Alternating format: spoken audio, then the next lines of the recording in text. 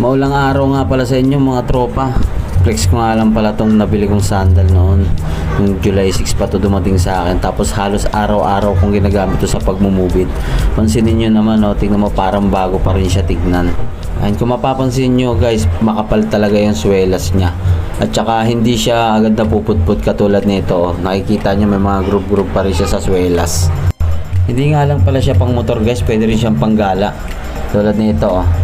Sinunod ko muna kasi may bibiling kami ng anak ko sa labas. Yan oh. Yan oh. Swabing-swabe lang oh. Tsaka hindi nga rin pala siya madulas. Yan. Tapak pa nga sa tubig.